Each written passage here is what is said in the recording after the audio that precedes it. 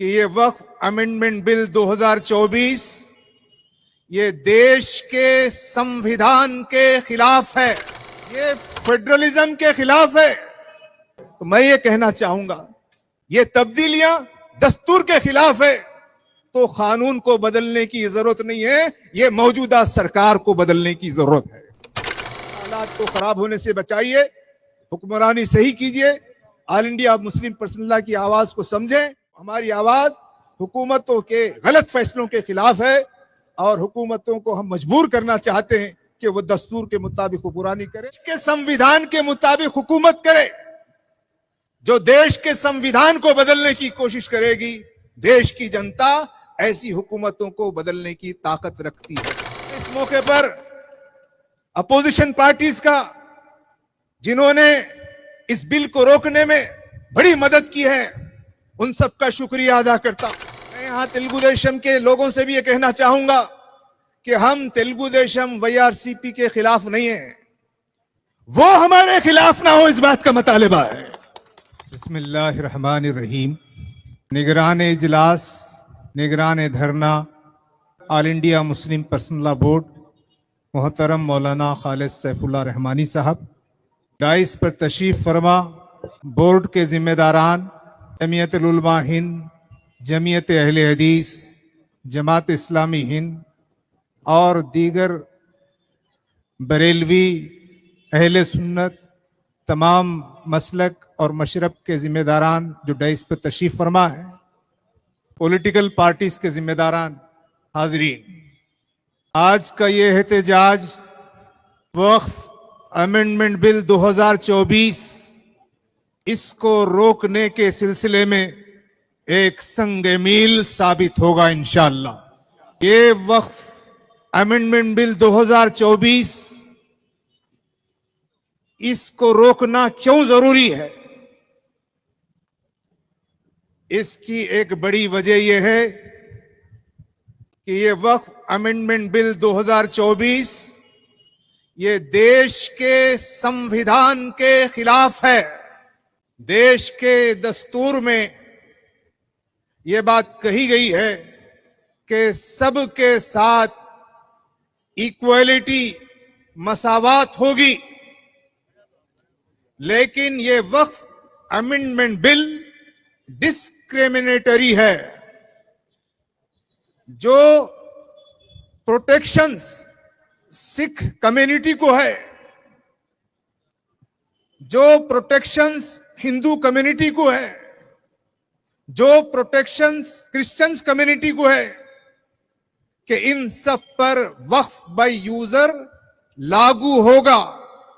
लेकिन इस वक्फ amendment bill के जरिए से नया कानून बनाकर वक्फ की जायदादों को वक्फ बाय यूजर से निकाल दिया जा रहा है। यह देश के संविधान, इक्वालिटी ऑफ लॉ के खिलाफ है। ये जो कानून है नया लाया जा रहा, ये मुसलमानों के खिलाफ है। आप देखिए कि यहां तिरुपति में जो मंदिर का ट्रस्ट है, क्या उस ट्रस्ट में, उसके मेंबर में मुसलमान मौजूद हैं, सिख मौजूद हैं, क्रिश्चियन मौजूद हैं? यह बड़ी अच्छी बात है। लेकिन क्यों वक्फ बोर्ड के अंदर हमारे गैर मुस्लिम भाइयों को इसमें शामिल करने की बात की जा रही है? यह कानून डिस्क्रिमिनेटरी है। यह खालिस मुसलमानों को हदफ बनाया जा रहा है। यह जो वक्फ अमेंडमेंट बिल है, यह फेडरलिज्म के खिलाफ है। मैं चंद्रबाबू नायडू साहब को कहूंगा, ये साउथ इंडिया के एक इंपॉर्टेंट स्टेट आंध्र प्रदेश के चीफ मिनिस्टर हैं। अब तक जो वक्फ कानून चल रहा है, जो पार्लियामेंट का मंजूर शुदा है, वक्फ एक्ट 1995 में अमेंडेड अप टू 2013, उसमें यह बात है कि हर स्टेट को अपने स्टेट में वक्फ के रूल्स एंड रेगुलेशंस बनाने का हक हासिल है। अब नया जो कानून लाया जा रहा है, यह पूरा हक यूनियन गवर्नमेंट अपने हाथ में लेना चाह रही है, इसलिए एंटी फेडरलिज्म है, ये एंटी कॉन्स्टिट्यूशनल है, ये एंटी मुस्लिम है। तो ऐसे कानून को मंजूर करा लेना पार्लियामेंट में। अगर ये यूनियन गवर्नमेंट बीजेपी की गवर्नमेंट है तो वो जुल्म से अपना कानून पास करा लेगी। लेकिन मैं नीतीश कुमार साहब से, हमारे आंध्र प्रदेश के चीफ मिनिस्टर चंद्रबाबू नायडू साहब से पूछना चाह रहा हूं, क्या ये देश में यूनियन में बीजेपी गवर्नमेंट है या एनडीए गवर्नमेंट है? अगर एनडीए गवर्नमेंट है तो तेलुगु देशम को, नीतीश कुमार को इस बिल की मुखालिफत में पार्लियामेंट के अंदर और पार्लियामेंट के बाहर अपनी आवाज बुलंद करना चाहिए। ये हमारे साथ कोई अच्छे सुलूक की बात नहीं कर रहे हैं। ये आप अपने कॉन्स्टिट्यूशनल ड्यूटी को पूरा कीजिए। ये वक्फ अमेंडमेंट बिल के खिलाफ आप काम करके सिर्फ मुसलमानों को नुकसान नहीं पहुंचा रहे हैं, बल्कि देश के मुस्तकबिल को नुकसान पहुंचा रहे हैं। जगह जगह, बस्ती बस्ती, गांव गांव फसादात को फैलाने का यह जिम्मेदार कानून होगा। और जब कानून बन जाएगा उससे देश देश, बस्ती बस्ती, गांव में झगड़े होंगे, इसके जिम्मेदार कौन है? तो यह कानून जो लाया जा रहा है, बनाना चाहते हैं, ये देश के दस्तूर के खिलाफ है। तो मैं ये कहना चाहूंगा कि वक्फ एक्ट 1995 2013 वो दस्तूर के मुताबिक है। ये तब्दीलियां दस्तूर के खिलाफ है, तो कानून को बदलने की जरूरत नहीं है, ये मौजूदा सरकार को बदलने की जरूरत है। जो भी सरकार है वो देश के संविधान के मुताबिक हुकूमत करे। जो देश के संविधान को बदलने की कोशिश करेगी, देश की जनता ऐसी हुकूमतों को बदलने की ताकत रखती है। मैं इस मौके पर अपोजिशन पार्टीज का, जिन्होंने इस बिल को रोकने में बड़ी मदद की है, उन सबका शुक्रिया अदा करता हूं। लेकिन साथ ही यहां पर वाईएसआरसीपी के पी नानी साहब भी, एक्स मिनिस्टर भी तशरीफ लाए हैं। मैं यहां तेलुगु देशम के लोगों से भी यह कहना चाहूंगा कि हम तेलुगु देशम वाईआरसीपी के खिलाफ नहीं है, वो हमारे खिलाफ ना हो, इस बात का मुतालिबा है। आप हमारे खिलाफ काम करेंगे और हमारे वक्फ को खत्म करने की कोशिश करेंगे तो हम मजबूर लोग क्या कर सकते हैं? आपकी क्या मजबूरियां हैं नहीं मालूम, लेकिन हम यकीन दिलाते हैं कि अगर आप कानून और दस्तूर के मुताबिक हुकूमत करेंगे, आइंदा भी हुकूमत करने के मौके आपको मिलेंगे।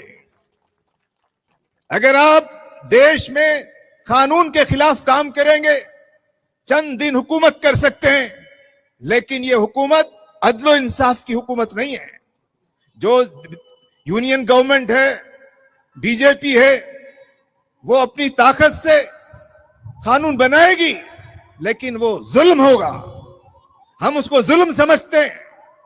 मैं अपनी बात खत्म करते हुए कहूंगा, लोग पूछते हैं कि अगर बिल मंजूर होगा तो क्या होगा? हमारे सामने दो रास्ते खुले हुए। एक रास्ता है कि मुल्क के दस्तूर की हिफाजत कौन करता है? मुल्क के दस्तूर की हिफाजत की जिम्मेदारी सुप्रीम कोर्ट की है। हम सुप्रीम कोर्ट जाएंगे और वहां सवाल करेंगे। अगर सुप्रीम कोर्ट भी अगर मौजूदा हुकूमतों के रहमो करम पर दस्तूर की आबरू को बाकी न रखेगा, तो सुप्रीम कोर्ट अपने फैसलों से खुद बेआबरू होगा। इसकी जिम्मेदारी हमारे सर नहीं होगी। इसलिए हम अदलिया से भी, सुप्रीम कोर्ट से भी ये कहते हैं कि अपने विखार की आप हिफाजत कीजिए और हम कमजोरों को आप पर जो एतमाद है उस एतमाद को खत्म होने से बचाइए। दूसरा रास्ता अवाम का है, जनता का है। ये हुक्मरान पार्टियां असल नहीं हैं, देश की असल ताकत जनता है। ये धरना है, ऐसे धरने हैं, देश की जनता, इसमें मुसलमान भी शामिल हैं। लेकिन आप देख रहे हैं कि यहां सिख भी शामिल हैं, बीसीस भी शामिल हैं, एससीस भी शामिल हैं, क्रिश्चियन भी शामिल हैं। तो ये हिंदू मुस्लिम मसला नहीं है, ये देश के मुस्तकबिल का मसला है। इसलिए हमारा यह एहतजाज देश की जनता में जाएगा। हम देश की जनता की ताकत को हमारे साथ लेने की कोशिश करेंगे और उन हुक्मरानों को मजबूर करेंगे कि वो गलत कानून, दस्तूर के खिलाफ जो कवानीन है उनको वापस लें। लेकिन इतनी मेहनत क्यों? क्या आप अंधे हैं?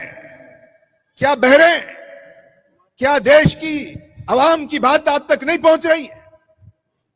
मैं मौजूदा यूनियन गवर्नमेंट से भी, हमारी रियासत आंध्र प्रदेश की तेलुगु देशम सरकार से भी ये कहूंगा कि अपने अंधेपन को, बहरेपन को दूर करें, जनता की आवाज को समझें और जनता पर होने वाले जुल्म को खत्म करें।